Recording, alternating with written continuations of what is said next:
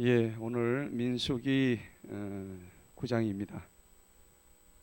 잠시 기도하겠습니다. 하나님 아버지 감사합니다. 오늘도 예배 하나님께서 인도하시고 또 하나님의 말씀을 통해서 우리 모두가 은혜 받는 그런 복된 시간 되게 하여 주옵소서. 하나님의 사람들은 하나님의 말씀으로 인하여 일어서고 넘어져도 다시 한번 일어선다고 하셨사오니 하나님이 말씀 가운데 거하는 우리 모두가 되게 하여 주옵소서. 감사하고 예수님의 거룩하신 이름으로 기도하옵나이다. 아멘. 예, 오늘 민수기 9장입니다. 민수기 9장.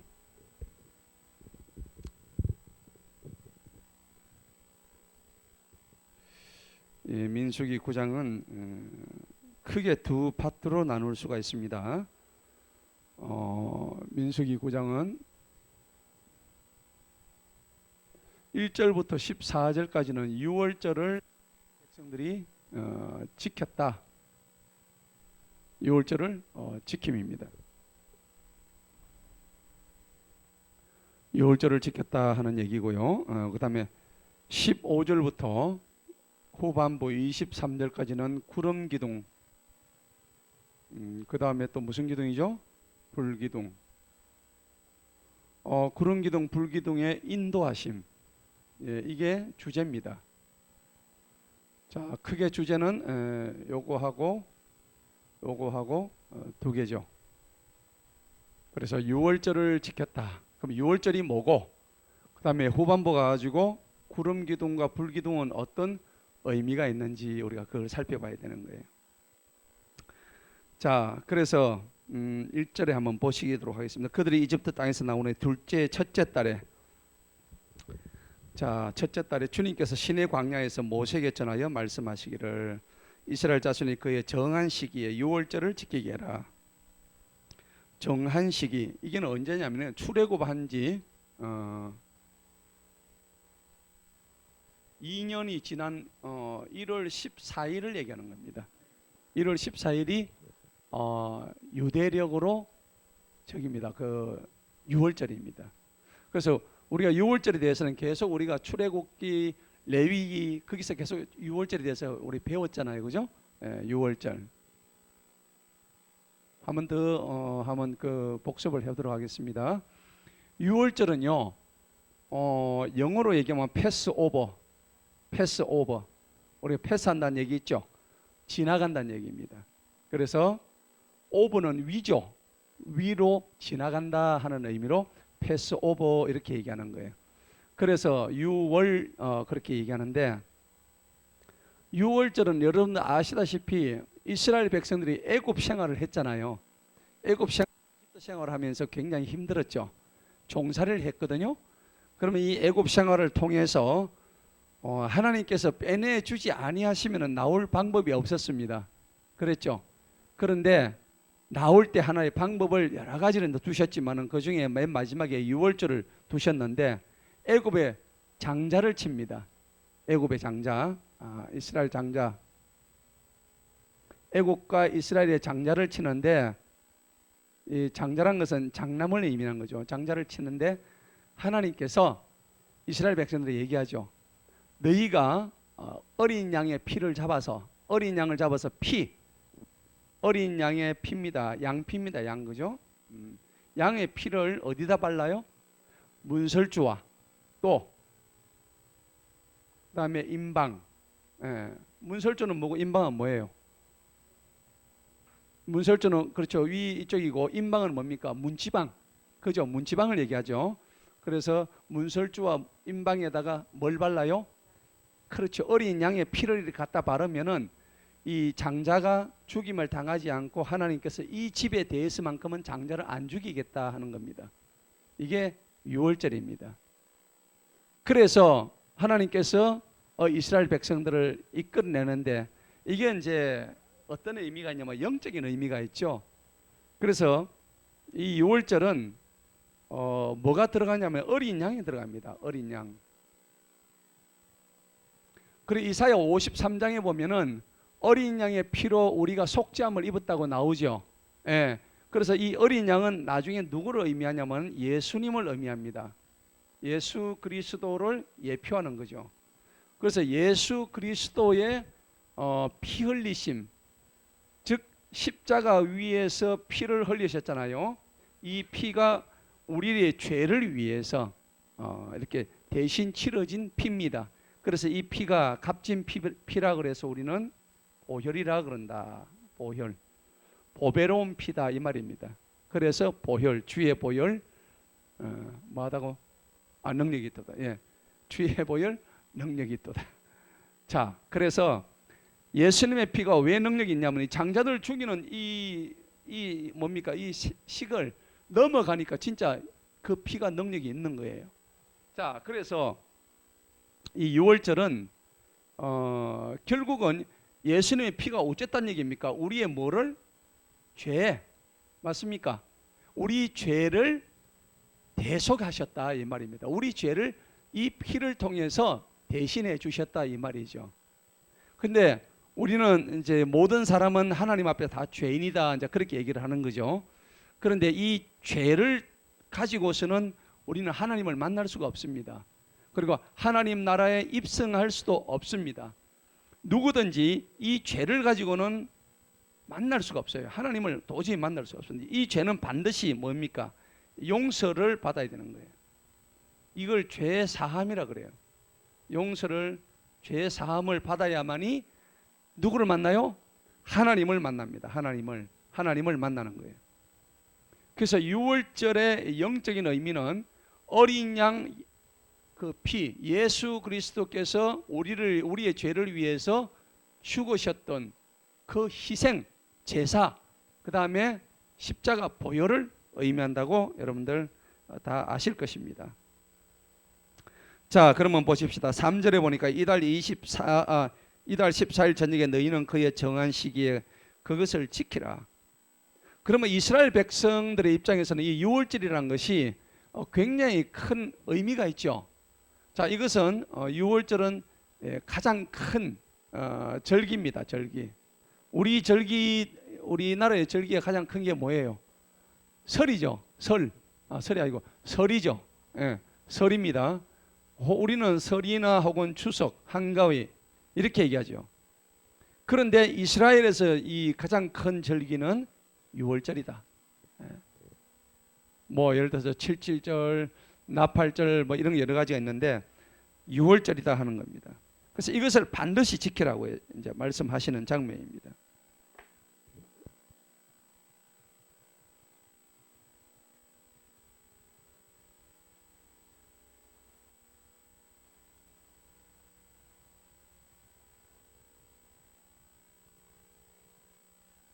그래서 4절 보시기 바랍니다. 모세가 이스라엘 자손에게 말하여 그들로 하여금 유월절을 지키게 하였더니, 자, 하나님의 명령이죠. 하나님께서 너는 그것을 지켜라 이렇게 얘기했습니다. 자, 5절 보시기 바랍니다. 그들이 그 첫째 달 14일 저녁에 시내 광야에서 유월절을 지켰더라. 자, 이 유월절이 이제 근데 여러분들 우리는 지금 월력이라 그러죠. 월을 갖다 우리는 달이라 그러잖아요. 그죠? 달력. 이것을 우리는 그 태양력이라 그래요. 태양력. 그런데 유대의 달력은 우리 지금 쓰는 1월부터 12월 그리 안 칩니다. 그래서 이거를 유대력이라고 그래요. 유대력. 유대력은 1월달이 언제일까요? 1월달이 언제냐면은 얘들이 6월절을 가졌던 이 날이 저거들한테 우리로 치면 신정이에요. 신정. 아시겠죠? 자, 그렇기 때문에 우리는 달력, 그런데 자기들은 유대력 이렇게 얘기합니다. 그래서 유대력의 정월 초하루를 무슨 월이라 하냐면은 아비월이라고 그래요.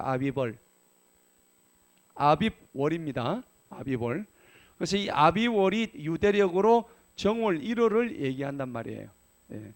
자, 그래서 여러분들 이걸 잘 아시고요. 이 유월절의 이제 그 영적 의미가 바로 그런데 여러분들 무교절의 말 들어보셨나요? 무교절. 자, 유월절이 그럼 뭘 하느냐 이게 중요하죠. 그 명절에 우리는 만나가지고 떡도 해먹고 어른들한테 가지고 세배도 하고 하는데, 그럼 6월절에는 뭘 하느냐? 그래서 중요한 거는 뭐냐니까, 이 6월절은 무교절하고 같이 의미가 쓰입니다. 자, 6월절에 6월절을 우리는 무교절이라고 같이 얘기합니다. 누가복음에 보면은 6월절인 무교절 이렇게 표현이 되거든요. 그래서 6월절은 무교절이다. 그러면 6월절 모여가지고 1월 14일 날, 그러니까 유대 달력은요 언제 시작돼요? 우리는 아침부터 시작되죠. 근데 유대는 이스라엘은 저녁 6시부터 하루가 시작됩니다. 우리하고 다릅니다. 예. 그래서 저녁에 6시 되고 내일 아침 돼가지고 그 다음날 저녁 5시 59분까지가 하루가 되는 거예요. 우리가 좀 다르죠. 그래서 6월절을 갖다 지켰는데, 이 6월절에 뭘 하느냐니까 무교절을 지키는 거예요. 무교라는 것은 이 교자가 발효할 교자인데, 다른 말로 하면 누룩을 얘기하는 겁니다. 무교할 때 누룩 교자입니다. 이 누룩 교자거든요. 누룩이 없다 하는 겁니다. 왜 누룩이 없을까요? 이스라엘 백성들이 출애굽을 할 때 굉장히 쓰디쓴 그러한 그 고난을 맛보았죠. 죽음을 이기고 나왔다는 겁니다. 그래서 무교절이라는 것은 누룩 없는 뭘 먹어요? 빵을 먹습니다. 누룩이 없는 빵입니다. 누룩이 없는 빵. 그럼 누룩이 있는 빵은 무슨 병이라 그럴까요? 유교병. 이 설유자잖아요. 누룩이 없는 빵은요, 무교병. 자, 성경에 보면 유교병은 안 나오는데 무교병은 많이 나옵니다. 그죠? 예, 무교병을 먹고 뭐 이런 말이 많이 나와요. 그래서 무교병이란 말은 그 안에 누룩이 없다 하는 겁니다. 여러분, 누룩이 들어가면 빵이 맛있어요? 안 맛있어요? 굉장히 맛있죠. 그게 이제 이게 우리가 흔히 하는 말로 효모죠. 효모 혹은 이스트. 빵 만드는데 이스트 안 들어가면 빵이 맛이 없잖아요. 그냥 그대로 만들면 밀떡이 되는 거예요. 밀떡 맛 없잖아요. 네. 그래서 6월절에는 반드시 무교절이라는데, 무교절 동안 뭐 하냐면까 7일간을 이 무교병을 먹게 돼 있어요. 7일간을. 굉장히 중요한 의미인데, 여기 뒤에 보면은 11절 보세요. 11절에 보니까는 누룩 없는 빵과 뭘 또 먹어요? 쓴나물이죠. 예. 그래서 이스라엘 백성들이 애굽을 나올 때 쓴나물 먹고 맛없는 빵을 먹으라 하는 것은 뭐냐면, 너희가 그 고난에 동참하라는 얘기입니다. 아시겠죠? 예. 그래서 이 무교절의 의미는, 영적 의미는 7일간 너희 조상들이 받았던 고난을 뭐 한다고요? 기억해라. 너희 조상들이 받았던 그 고난에 동참하고 다시는 그러한 종살이를 하지 않을 것이라는 하나님의 약속을 믿으라 하는 겁니다. 그래서 무교절을 며칠간 한다고요? 7일간 합니다. 그럼 7일 동안에 뭘 할까요? 부모 자녀가 다 모여요. 이 6월절에는 우리나라로 치면 설날 민족이 대이동하죠. 이스라엘 백성들도 대이동을 합니다. 그러니까 흩어졌던 가족이 전부 다 모여요. 6월절날. 지금도 그래요. 지금도 이스라엘 백성들은 그렇게 6월절날 다 모입니다. 그래서 이 7일간 뭘 하냐면은 부모가 자녀를 교육합니다.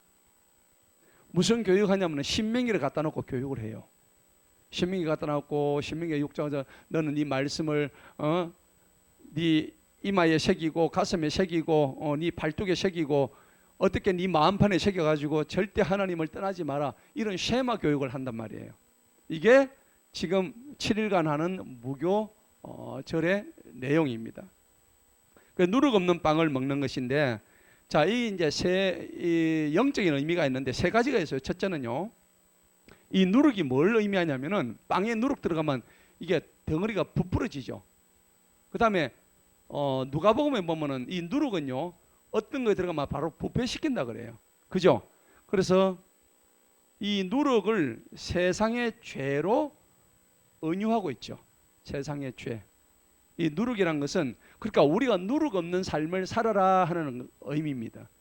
그래서 하나님께서 특별히 이스라엘 백성들한테 무교절을 주신 이유가 뭐냐니까 너희는 이 세상의 죄에서 탈피해라. 그런 거죠. 그래서 이 세상의 죄를 탈피하는 것은 결국 회개하는 겁니다. 이 7일은 회개의 시간이죠. 시간. 회개의 시간이 되는 겁니다. 이 7일은요. 무교절이라는 것은 결국 회개의 시간이 되는 겁니다. 그 다음에 이제 아까 제가 말씀드렸는데 누룩 없는 빵이죠. 누룩이 없는 빵은 결국 뭐냐니까 말씀입니다. 말씀의 말씀의 빵, 다른 말로 하면은 생명의 떡입니다. 여러분 이거 많이 나오죠. 말씀의 빵, 생명의 떡을 너희들이 먹으라 하는 얘기입니다. 그래서 이 7일 동안에 뭘 했냐면 말씀의 시간을 가져라. 그 이스라엘 백성들이 굉장히 이런 걸 잘했습니다. 말씀의 시간을 가져라. 첫째는 회개의 시간을 가져라. 그 다음에 두 번째는 이렇게 누룩 없는 빵을 먹어서 하나님의 말씀을 갖다 계속 공부했다는 의미입니다. 자, 그 다음에 이제 세 번째가 뭐냐니까 아까 얘기했죠. 고난을 기억해라. 자기 조상들의 고통과 고난을 기억해라. 그리고 이 고통을 생각한다면은 사실 터져 나올 거는 무엇밖에 없어요. 감사죠. 감사의 시간이다. 이렇게 됩니다. 그래서 이 무교절을 통해서 회개의 시간을 가지고 말씀의 시간을 가지고 감사의 시간을 가지라. 그렇게 말씀하고 있습니다. 그래서 오늘 여러분들이 보시는 이 5절까지 이 내용들이 사실은 다 그런 내용들입니다. 7일간요. 7일간. 그러면 이 7일간 하는 일이 뭐라고요? 이런 일들을 하는데 일은 할까요? 안 할까요? 일 안 합니다. 7일간은 문호동하고 안식합니다. 편히 쉽니다. 쉬면서 오직 하는 것은 뭐냐니까 예배입니다. 하나님 앞에 예배하고 헌신하는 겁니다. 그 다음에 자기 자신을 희생하는 겁니다. 희생하는 것. 이런 일들을 7일 동안에 했다는 겁니다. 사실은 우리가 천국 들어갈 때도 다 이런 개념하고 똑같습니다. 우리 천국 들어가면 여러분들 쇠빠지게 고생합니까? 안 하죠? 그건 노동할 필요가 없어요. 우리한테 주어지는 것은 안식의 평화만 주어진다는 얘기입니다. 그리고 그분을 영원토록 찬양하고 예배하는 일이 우리한테 주어지는 거죠. 우리의 창조 목적은 하나님께 영광 올려드리는 것입니다. 아멘? 예. 자, 이제 6절을 보시기 바랍니다. 그런데 이제 다른 조건이 있어요. 6절에 보니까 사람의 죽은 몸으로 인하여 더럽혀진다. 그날에 유월절을 지킬 수 없는 어떤 사람들이 있다. 자, 사람의 죽은 몸 때문에 더럽혀져가지고 유월절을 못 지킨대요. 아, 유월절은 다 지키는 게 아니구나. 오늘 6절에 보니까는 못 지키는 사람이 있죠. 뭐 때문에? 사람의 죽은 몸 때문에 못 지킨단 말이에요. 굉장히 중요한 얘기입니다. 이것도 영적인 의미가 있어요. 그래서 그들이 어떤 사람들이 있는데 그들이 그날에 모세와 아론 앞에 나가서 항의하는 거예요. 왜 우리는 예배를 못 드리게 하느냐? 우리는 유월절 왜 못 드리게 하냐? 항의하는 거예요. 맞죠? 예. 7절을 보십시다. 그래서 이제 모세와 아론 앞에 와가지고 이 유월절을 못 드리는 사람들이 이제 항의합니다. 그에게 말하기를 우리가 사람의 죽은 몸으로 인하여 더럽혀진데 어찌해서 우리를 뒤로 물러나게 하고 우리로 하여금 이스라엘 자손이여 주님께서 정하신 시기에 그분께 예물을 못 드리게 하느냐. 그죠? 지금 항의하죠. 자, 굉장히 중요한 얘기입니다. 그런데 지금 죽음을 얘기했습니다. 여러분들 이 굉장히 의미가 있는데, 여러분 죽은 사람 좋아요, 안 좋아요? 안 좋죠. 예. 죽음 이거는 명사입니다. 명사형. 죽음은 다른 말로 뭡니까? 시체 얘기죠. 시체. 예. 죽음 시체는 뭐냐면 죽는다는 얘기입니다. 죽음입니다. 죽음. 이 죽음의 뜻이 뭐냐니까는 성경에서는 로마서 6장 23절에 뭐 죄의 삭은 뭐라고요? 이건 사망인 거예요. 그래서 영적인 의미로 보자면은 시체를 만진다는 것은 죄를 만지는 건 똑같다는 얘기입니다. 뭐 그 사람이 죽은데 누군가는 만져야 될 거 아니에요. 장사 지내려면. 그런데 그 시체를 만진 사람은 7일 동안에 격리를 해야 돼요. 요즘 말로 하자면 똑같은 의미예요. 그 7일 동안 격리하는데 왜 죽음 시체를 만진 사람은 못하게 하냐면 이 죄의 값이 사망이기 때문에 안 된다는 것은 영적 의미가 있습니다. 여러분들 시체 만져보셨어요? 안 만져보셨죠? 부모님은 만지죠. 저도 아버지 뭐 돌아가실 때 이제 이마에 손을 얹으니까 얼음장 같더라고. 단단하게. 그런데 시체를 만지면 별로 기분이 안 좋잖아요. 좋아요? 차가워요. 그죠? 우리 하나님 믿고는 괜찮아요. 담대하시네. 어쨌든 이 피부를 만지면 따뜻한 이 체온이 안 느껴져요. 콘크리트 같아요. 차가운 돌 같아요. 예. 그게 시체입니다. 자, 그래서 죽음과의 접촉, 이 죄의 삭시라는데 여기서는 이제 사실은 보면 죄의 오염입니다. 오염. 이것을 못하게 방지하는 겁니다. 죄로 인해서 오염되는 것을 방지하는 거죠. 예, 그렇게 생각하시면 됩니다. 자, 그래서 아예 못 드리고 그러면 영원히 못 드리는 게 아니죠. 며칠간? 7일간을 못 드리겠다는 겁니다. 참 우리 하나님은 합리적이시죠. 지금도 며칠간 격리합니까? 14일간 격리하죠. 근데 이 격리하는 게 원래 성경에서 다 나왔다는 얘기입니다. 예, 다 나왔어요. 성경 보고 다 배운 겁니다. 이제 8절 보십시다. 모세가 그들에게 말하기를 가만히 기다리라. 이렇게 다고지기고 항의하니까 야 너희 좀 가만히 기다려봐. 주님께서 너희에 관하여 무엇을 명령하시는지 내가 뭐 한다고요? 들으리라. 와, 모세는 참 대단한 분이네. 하나님이 말씀하시는 걸 막 바로바로 듣네. 여러분, 이 굉장히 중요하죠. 우리가 하나님의 말씀을 제대로만 들을 수 있다면 우리 삶이 뭐가 문제겠어요? 그런데 설령 하나님의 말씀을 듣는다고 해도 하나님의 말씀을 들어도 그것을 실천하자면 더 문제가 되죠.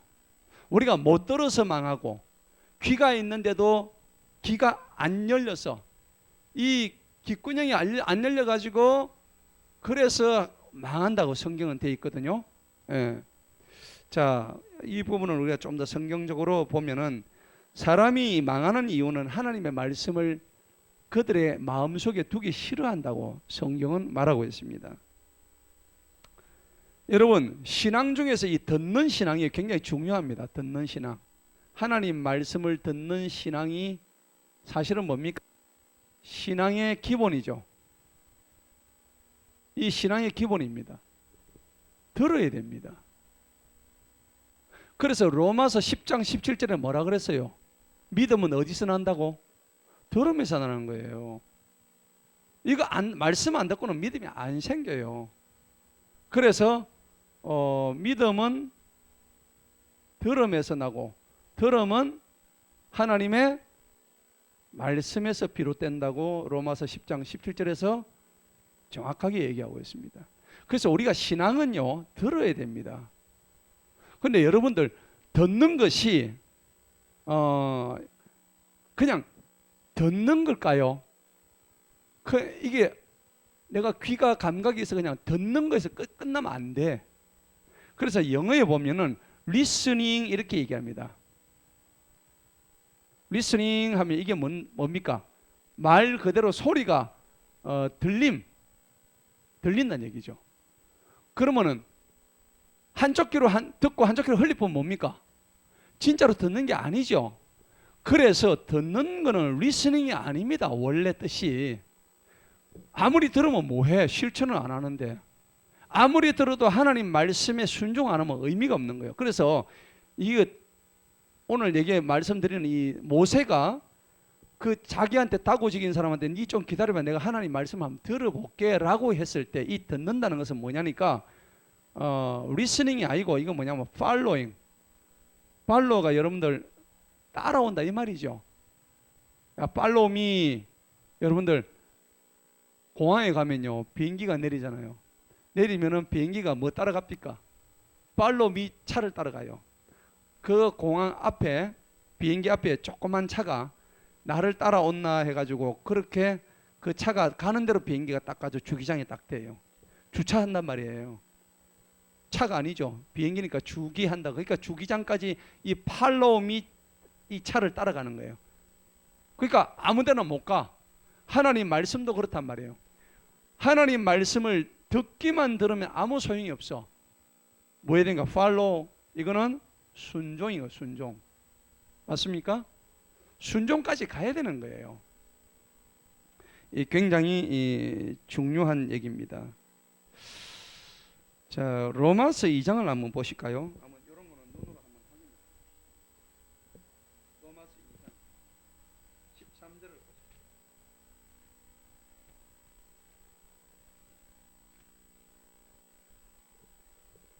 로마서 2장 13절에 보니까는 이는 율법을 듣는 자들이 하나님 앞에서 의로운 자들이 아니요 오직 율법을 뭐하는? 행하는 자들이죠. 율법을 행하는 자들이 어렵게 되기 때문이다. 근데 우리가 율법을 다 행할 수 있어요? 못하죠. 우리가 어렵게 되는 것은 율법을 행해서 어려운 게 아닙니다. 우리는 하나님의 은혜로 값없이 주신 그 예수 그리스도의 대속의 피를 믿음으로써 우리가 어렵게 되는 거지, 율법을 행해서 어렵게 된다. 그런데 어쨌든 여기서는 율법을 듣는 자들이 어려운 자가 아니래요. 일단 그 율법을 행하는 자들이 어렵게 된답니다. 율법을 행하기는 행해야 돼요. 행하지도 않고 어렵게 됩니까? 근데 내가 내 노력으로 율법을 행하려고 아무리 해봤자 안 되는 거예요. 여러분 됩니까? 안 되죠. 죽었다 깨어나도 안 돼요. 하나님 말씀 날마다 듣는데도 그 율법대로 됩니까? 안 돼요. 날마다 넘어지는데 뭐. 우리 여러분 자신이 있어서 저와 여러분 스스로가 잘 알잖아요. 그래서 이 로마서 2장의 말씀은 율법을 행함으로써 어렵게 된다고 했지만은 어렵게 되는 것은 율법 때문에 어렵게 되는 게 아닙니다. 하나님의 구원의 은혜 때문에 우리가 어렵게 되는 거죠. 자, 그래서 신앙의 기본이 아까 제가 듣는 신앙이라 했는데 여러분 사실을 한번 따져봅시다. 우리가 신앙에 여러 가지가 있죠. 신앙생활 하는데 우리가 한 기본적으로 세 가지가 있어요. 첫째는 말씀, 기도, 찬송, 이렇게 세 가지가 있죠. 그런데 우리가 베드로전서 보면은 말씀과 기도로 뭐 한다고? 거룩해진다 했죠. 아멘? 그러면 말씀하고 기도하고 어느 쪽이 더 중요할까요? 네? 말씀. 그렇습니다. 자, 거의 같아요. 말씀과 기도의 중요성은 굉장히 중요합니다. 기도 없이 말씀만 있는 사람은 대가리가 큰 겁니다. 그죠? 가분수예요. 아무 소용없습니다. 말씀만 잔뜩 들어 지식만 들어가지고는 능력이 안 나타나요. 그런데 말씀 없는 기도는 더 골 때려요. 맞아요, 맞아요. 말씀 하나도 모르고 말씀의 핵심을 이해를 못하고 자기 생각으로 하는 거예요. 그러니까 이 기도도 어떻게 기도를 해야 되냐면은 말씀으로 기도하는 사람하고 그 다음에 자기의 내 생각. 여러분들 기도하다 보면 중원부원 막 하는 사람 있죠? 여러분 그런 거 많죠? 저도 막 제 머리에 잡생각이 들어가면 막 중원부원 이게 지금 내가 지금 기도하는 건지 장난치는 건지 진짜 맞죠? 내가 지금 헛소리를 하고 앉아 있는 거예요 지금. 그러니까 기도를 한다 그러면서 내 생각을 가지고 있는 거야. 자, 내 생각은 뭐냐면 내 뜻을 구하는 거야. 맞죠? 말씀이 들어가면 누구의 뜻을 구해요? 주님의 뜻을 구하는 거예요. 맞죠? 내 뜻대로 하는 것은 이게 내 기도예요. 근데 말씀이 들어가게 하면 그 말씀대로 기도한단 말이에요. 아멘. 그래서 나는 뭔가 좀 잘 되기는 잘 되는데 하나님 내가 잘 되게 해주세요 라고 기도했는데 성경에 보니까 마태복음 6장 33절에 너희는 먼저 그의 나라와 그의 의를 구하라. 그러면 네가 원하는 모든 것을 다 더해 주시겠다고 약속했어요, 안 했어요?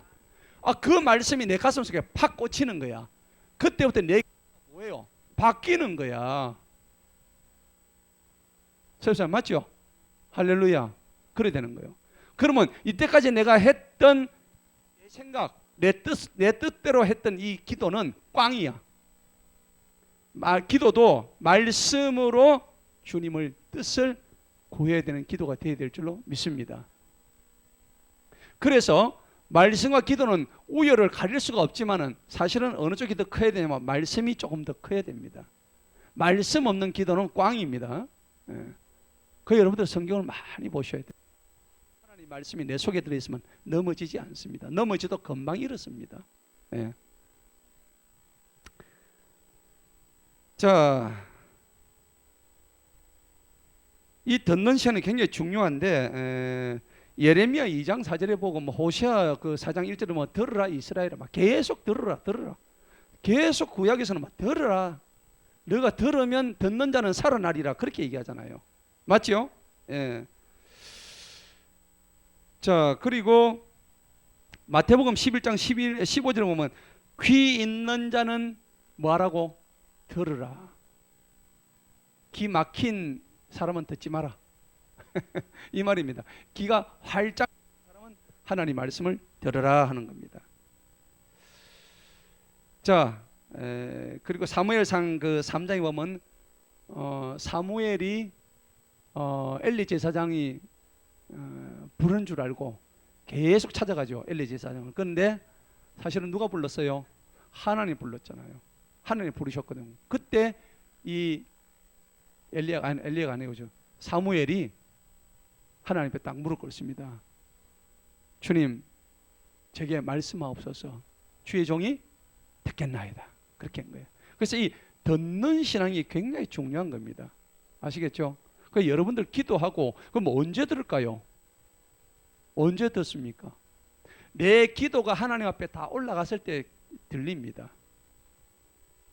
내 기도가 하나님한테 하나님의 마음을 감동시킬 때 하나님의 음성이 들린다는 겁니다. 그래서 목사님 그러면 귀에 대고 간질간질하게 얘기하나요?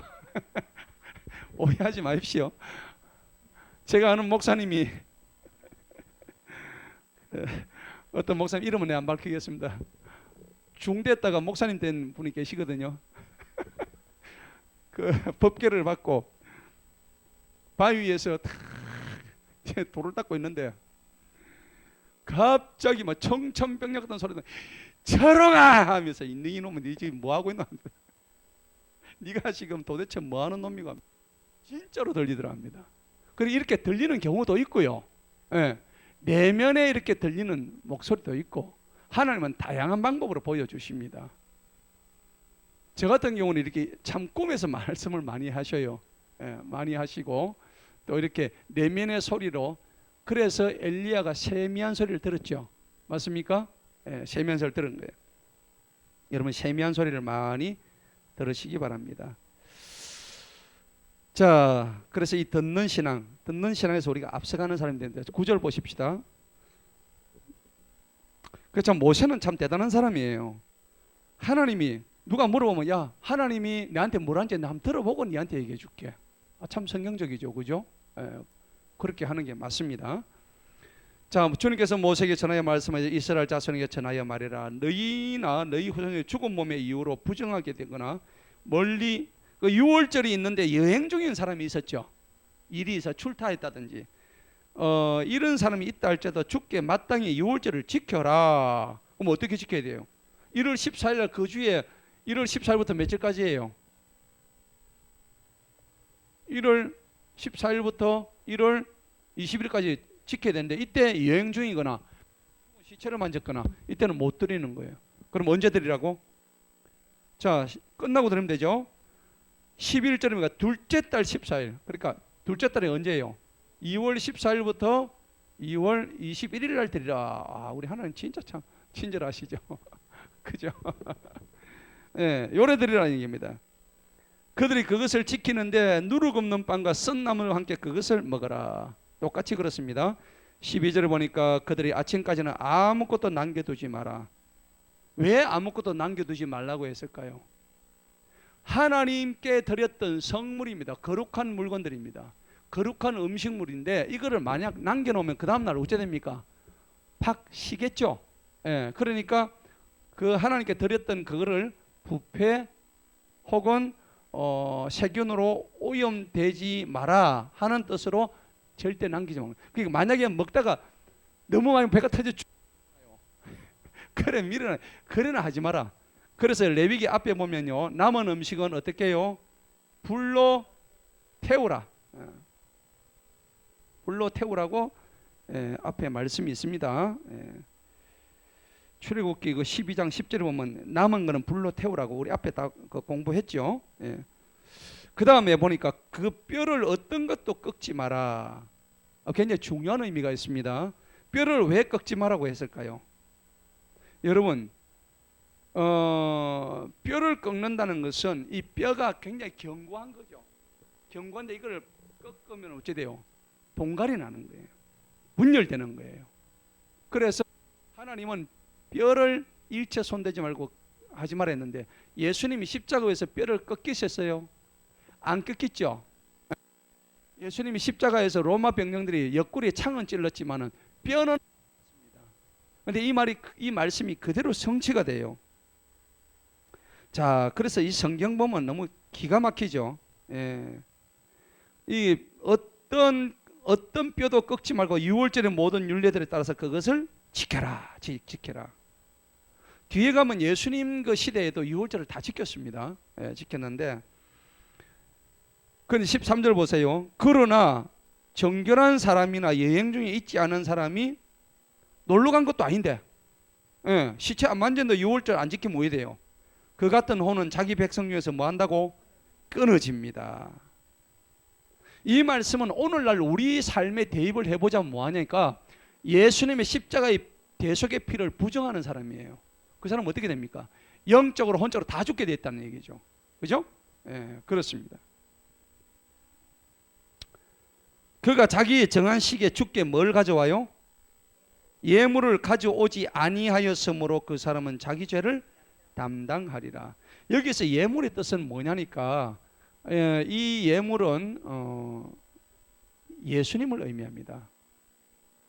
왜 예수님을 의미하냐면은 이 예물은 그 대속, 십자가의 대속을 의미하거든요. 그래서 예수님 스스로가 희생물이 됐죠. 희생 제물이 됐잖아요. 예물 중에 최고의 예물이 예수님이셨어요. 그런데 이 예물을 하나님 앞에 가져오지 아니하고 너가 공짜로 편성하지 마라 얘기입니다. 그래서 로마서에 보면은 13장에 너희 몸을 거룩한 산제물로 뭐요? 드리라고 한 거예요. 자, 그러면은 여러분 살아있는 몸을 드리면 왜 됩니까? 불로 태울까요? 번제물로 여러분 한번 태워볼까요? 그래 못 하잖아요. 그래서 우리 삶의 가장 귀중한 것이 여기는 뭐예요? 헌금하고 헌상한다는 얘기예요. 할렐루야.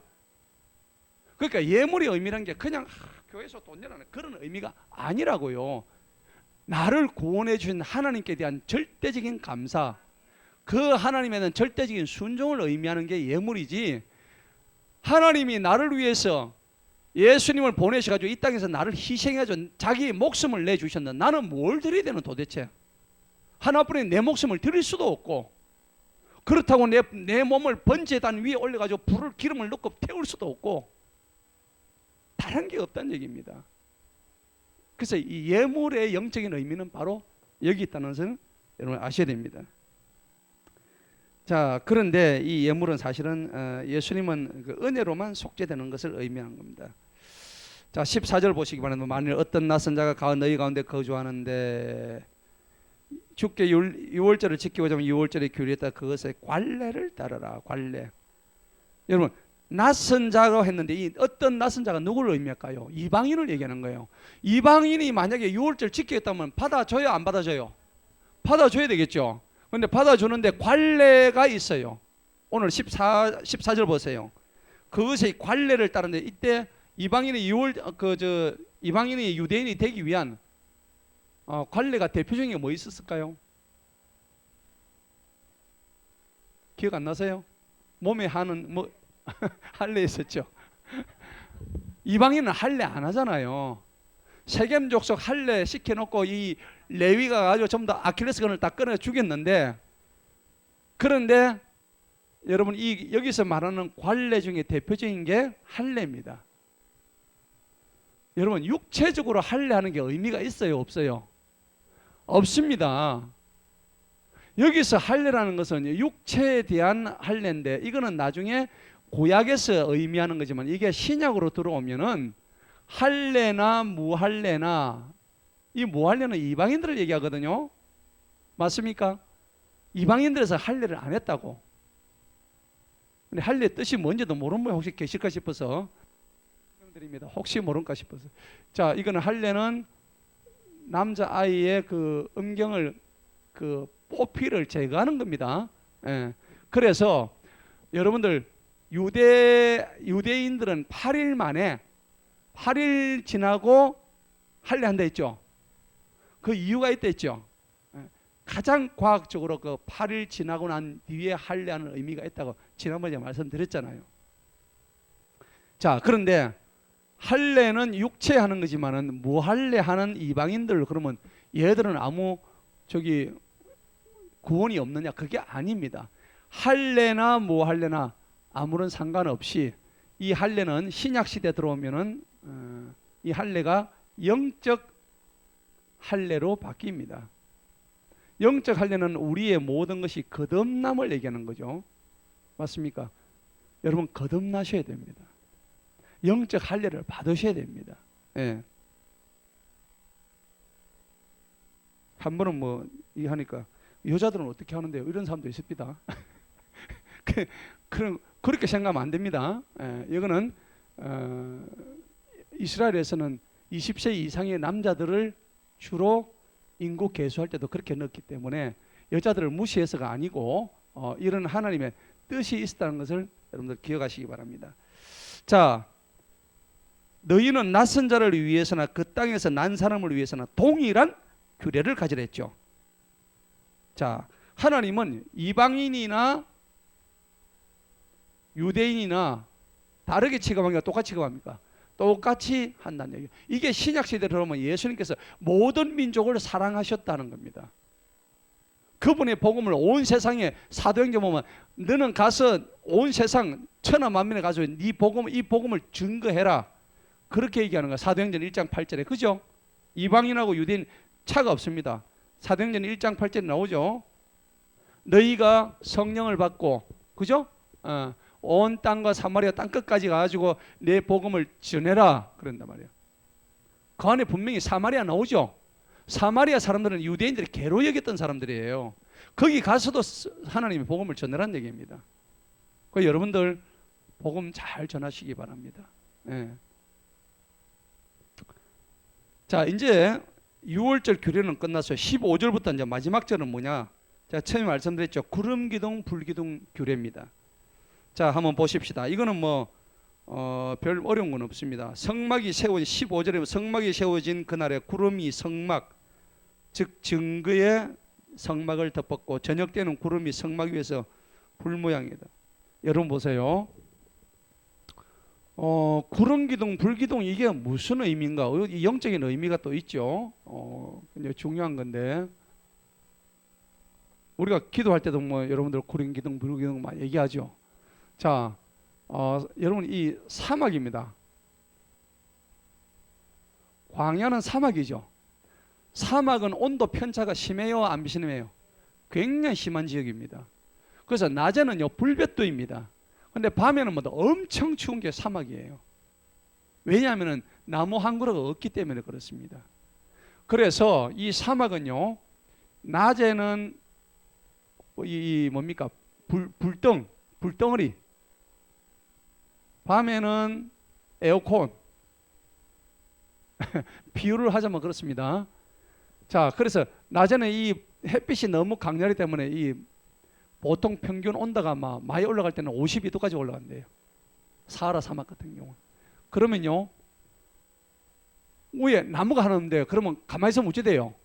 타 죽어 전부 다. 물도 없는데 오아시스까지 가야 되는데. 그런데 지금 이스라엘 백성들을 향한 하나님의 인도하심이 그 광야 생활 40년 동안에 안 죽었잖아요. 하늘에서 뭐가 또 내렸어요? 만나가 계속 내린 거예요. 여러분 그렇게 생각하면 좀 은혜 안 됩니까? 곰곰이 생각해 보세요. 우리가 광야 생활을 할 때에 하나님께서 공급해 주시는 영적인 양식, 이게 지금 왜 그러면 그때는 만나를 줘요? 지금은 왜 하늘에서 삼계탕이라도 안 내려주시나? 에? 삼겹살을 좀 내려주시지. 그렇게 생각할 수 있는데 지금은 우리가 만나의 의미를 그렇게 생각하시면 안 돼요. 지금은 이 만나는 영적 음식을 얘기하는 거예요. 영적 음식이 뭡니까? 대표적인 게 말씀이에요. 말씀. 말씀에 아까 제가 뭐라 그랬어요? 생명의 떡이라 했죠.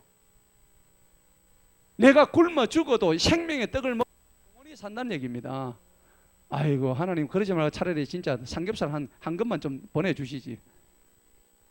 나는 지금 당장 굶어 죽을 바인데 삼겹살 1kg만 좀 보내주세요. 하늘에서 만나처럼.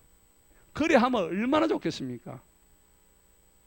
그런데 그게 아니고 지금은 이 영적 음식, 만나의 의미가 영적 음식을 얘기하는 거예요. 여러분들 지금 매일 보시는 이게 만나예요. 매일의 만나인 줄 믿으시기 바랍니다. 자, 그런데 낮에는 불덩어리가 있으니까 위에서 뭐가 가르쳐줘야 돼요? 아무것도 가르쳐줄 게 없어. 하늘에서 오로지 가르치는 게 구름밖에 없어. 구름. 그렇죠. 그 다음에 밤에는 뭘 가르쳐줘요? 얼마나 추워 지금 얼어 죽겠는데 위에서 막 불덩어리가 있어야 되니까 불. 이놈의 이 불덩어리가 밤에도 그냥 그대로 있어야 된다니까. 그죠? 그래서 이 하나님의 인도하심이 얼마나 밤과 낮에 이렇게 아주 세세하게 세밀하게 하나님의 동행과 인도하심이 있다는 것을 여러분들 아시기 바랍니다. 우리 삶에서도 이러한 역사가 일어나고 있잖아요.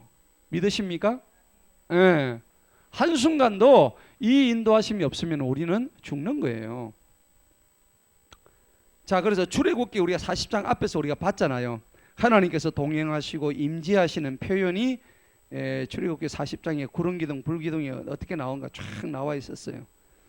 자, 16절 보십시다. 항상 그와 같이 구름이 낮에는 성막을 덮었고 밤에는 불 모양이 됐는데 그 구름이 성막으로부터 떠오르면, 자, 이게 이제 사막입니다. 이게 막 사람들이 이래 있죠. 에? 이렇게 막 있습니다. 이렇게 있는데 이 무리가 막 엄청 많은 거예요. 많은데 낮에는 이 구름이 이래 다 가지고 여기 뭐가 생겨요? 그림자가 생기죠. 맞죠? 근데 요럴 때는 어떻게 합니까? 가란 얘기입니까? 서란 얘기입니까? 서랍니다. 자, 보세요. 거기 보십시다. 17절. 그 구름이 성막으로부터 떠오르면 그 후에 이스라엘 자손이 진행하였고 구름이 머무는 곳에서는 이스라엘 자손이 그들의 장막을 쳤더라. 그렇죠? 구름이 여기 있다가 떠나갑니다. 얘들이 구름이 저쪽으로 멀리 이동하는 거죠. 그럼 이럴 때는 하나님께서 얘들 보고 어디요? 가란 얘기입니다. 가라. 가다가 이제 피곤하니까 나중에 구름이 또 살 와줍니다. 이렇게 구름이 오면 그때는 뭐 한다고? 서라 이 말입니다. 와, 기가 막히죠. 우리 인생에 하나님께서 이렇게 구름 기둥 불 기둥으로 지켜준다면 얼마나 감사하겠습니까? 그죠? 근데 실제로 그렇게 하고 계시죠? 하고 있죠. 하고 있는데 마치 나는 안 하는 것처럼 생각하는 분 계셔. 그게 아닙니다. 자, 그러니까 얼마나 그렇게 했냐니까 이제 이게 뭐냐, 결국은 순종이에요. 순종. 사막에서는 하나님 말씀에 순종하지 않으면 뭐가 안 돼요? 생존 자체가 안 돼. 그죠? 아예 살 수가 없다니까. 이 말씀에. 그 다음에 안녕이 보장이 안 돼. 안녕하십니까? 밤새 안녕하죠. 밤새 가셨습니까? 이래 되는 거야. 그러니까 생존과 안녕이 보장되려고 하면 뭘 해야 된다고? 순종해야 된다. 하나님 말씀에 절대적으로 순종해야 된다. 이미 오늘 우리 민수기 9장에서는 순종의 이유가 다 나온단 말이에요. 자, 18절 보십시다. 주님의 명령을 쫓아 이스라엘 자손이 진행하였고 주님의 명령을 쫓아 그들이 장막을 쳤고, 전부 다 뭘 쫓았다고? 주님의 명령입니다. 할렐루야. 주님 명령에 절대적으로 따르시기 바랍니다. 내 생각하지 마시고요. 그 구름이 성막 위에 머무는 동안은 그들이 그들의 장막들에서 쉬었더라. 그러면 이 구름이, 여러분, 구름이 한 일주일 있다, 7일 정도 있다, 그러면 잘 쉬죠. 근데 여기에 이제 공이 하나 더 붙어 70일 있다. 그럼 어떻게 돼요? 가야 돼요, 쉬어야 돼요? 쉬어야 되는 거예요. 그럼 여기에 한 365일 그대로 있다. 그럼 어떻게 해요? 그대로 쉬어야 돼요. 그러면 무슨 하나님이 도대체 뭔 1년 동안 이렇게 쉬게 하시노?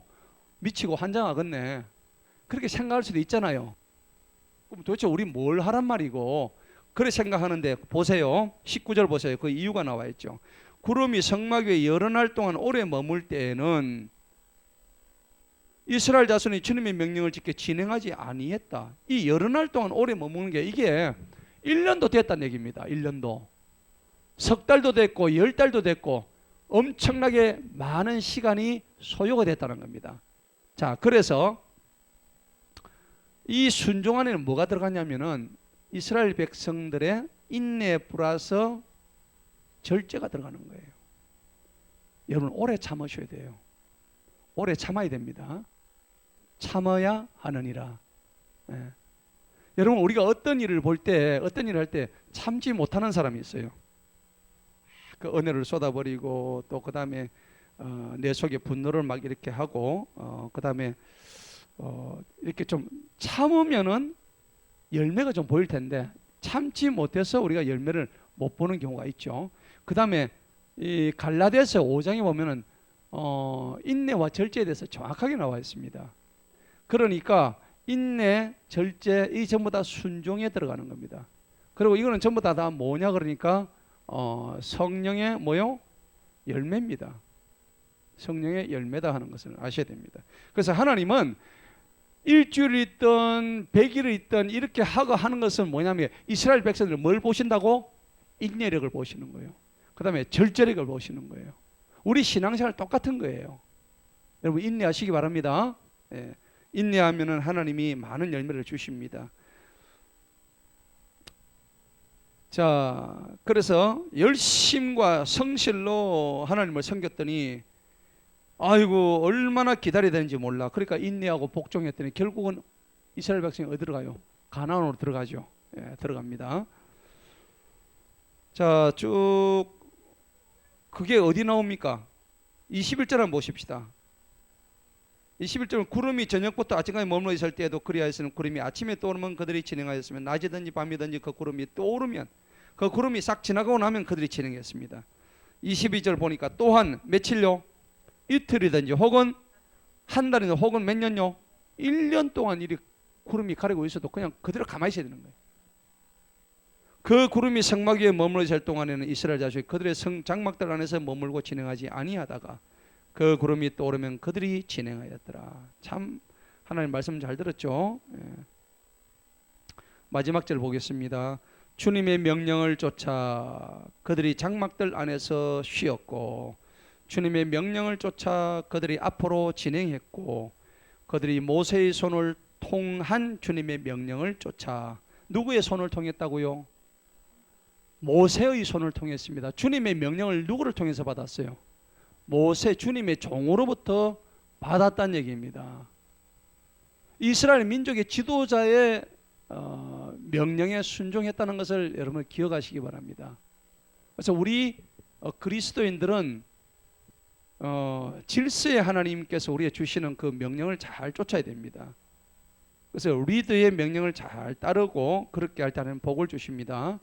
그들이 모세의 손을 통한 주님의 명령을 쫓아 주님의 책무를 지켰더라. 여러분, 신앙생활 하면서 이제 결론을 제가 말씀입니다. 신앙생활 하는데 가장 큰 걸림돌이 뭘까요? 예? 여러 가지가 있겠죠. 여러 가지가 있는데 신앙생활 하는데 가장 큰 걸림돌이 뭐냐니까 이 걸림돌이 바로 내 자신입니다. 저는 이렇게 생각합니다. 내 스스로가 가장 신앙생활에 걸림돌이 됩니다. 왜 그럴까요? 내 자신이 하나님께 전적으로 동화되고 하나님께 전적으로 동행되고 전적으로 순종되는 것이 아니라 항상 내 속에 내가 있다는 겁니다. 이 내 자신에 뭐가 들어있을까요? 대표적인 게 자아입니다. 이 자아는요, 인격적으로 제대로 형성될 시기가 없었습니다. 여러분 생각해 보세요. 지나간 날들을 한번 돌이켜 보십시다.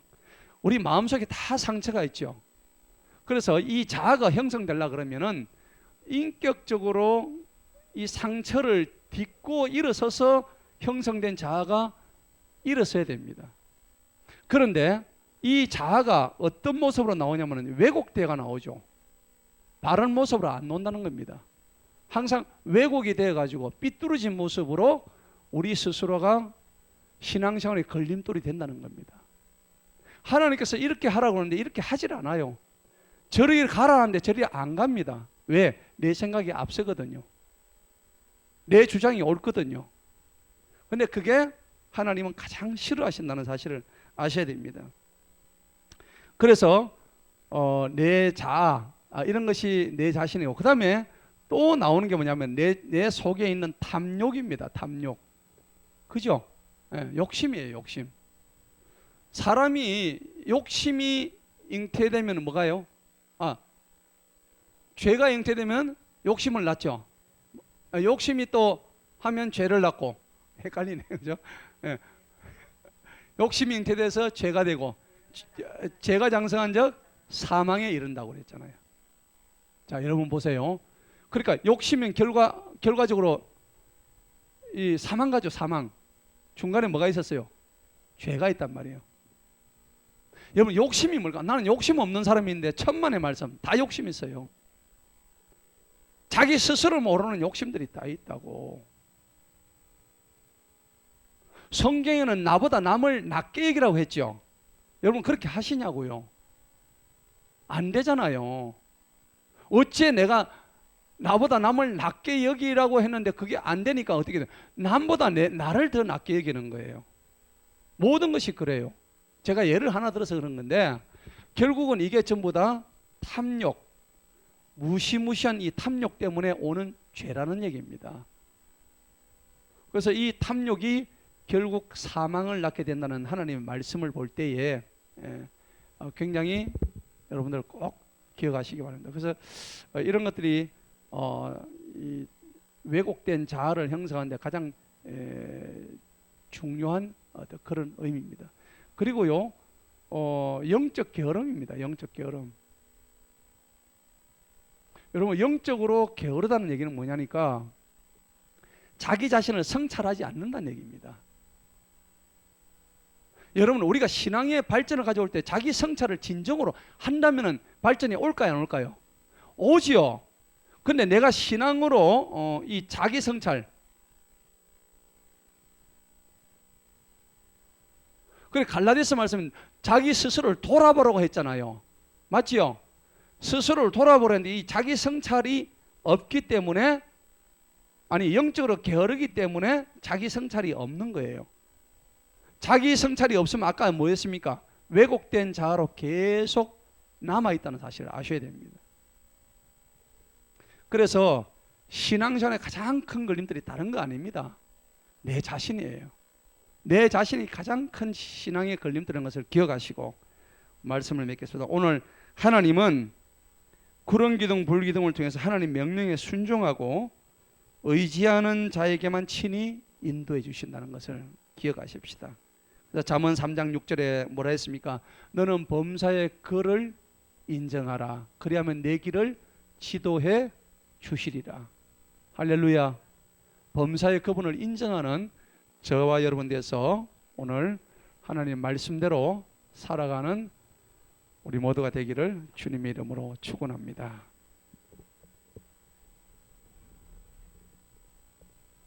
기도하십시다. 하나님 아버지 감사합니다. 오늘도 귀한 생명의 말씀 주셔서 우리가 더욱더 이 말씀을 깨달을 수 있게 하신 것 감사합니다. 아버지 하나님, 우리는 너무나 연약합니다. 또 하나님 보시기에 너무 무지합니다. 너무